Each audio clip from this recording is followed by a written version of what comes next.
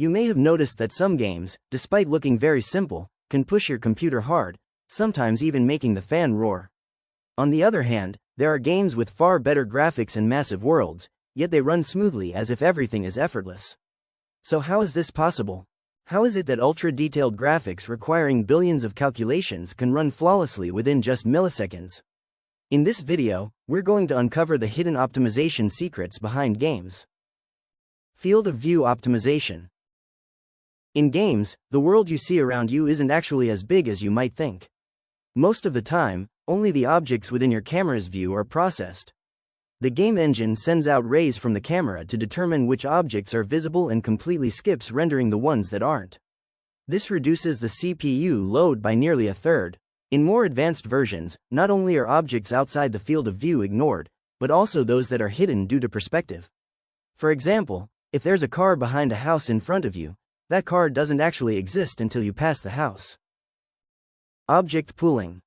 In FPS games, when you fire your weapon, there isn't actually a real bullet flying through the air. Most of the time, bullets are preloaded and waiting in an unseen part of the map. The moment you pull the trigger, one of those bullets is teleported to the spot, travels its path, and then disappears. The same applies to grenades, effects, or even certain environmental objects. This way, instead of creating and deleting new objects every time, the game reuses pre-existing ones, saving a huge amount of processing power. LOD, level of detail. Models in games don't have just one level of detail. As objects get farther from the player, they're displayed in lower polygon, simpler versions.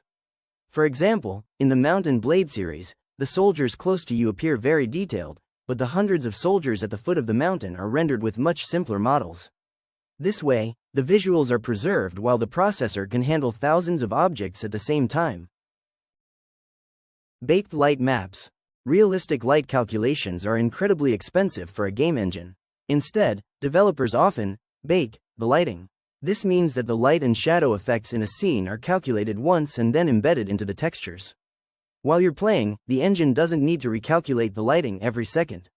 Of course, this method isn't used in every situation. If constantly changing light or shadows are required, dynamic calculations are necessary.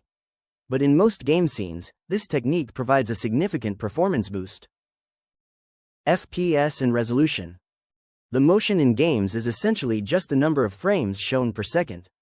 The more frames displayed, the heavier the load on the processor. However, the human eye struggles to perceive differences beyond 24 FPS. That's why most games stick to a 60 FPS limit. Higher FPS is technically possible, but it's often just a waste of processing power. Resolution works the same way. As the screen gets larger, the number of pixels rendered increases, which means the processing load multiplies. Software and code optimization. Game performance isn't determined solely by graphics but also by the efficiency of the underlying code. Instead of running 100 lines of code millions of times, finding a more efficient 15-line solution can multiply performance. Additionally, the choice of game engine and programming language plays a crucial role here. This topic alone is broad enough to warrant an entire video of its own. Conclusion: the golden balance. All these methods make games faster and smoother. But every optimization comes at a cost. A little loss of visual quality, a little sacrifice of flexibility. This is where the golden balance comes into play.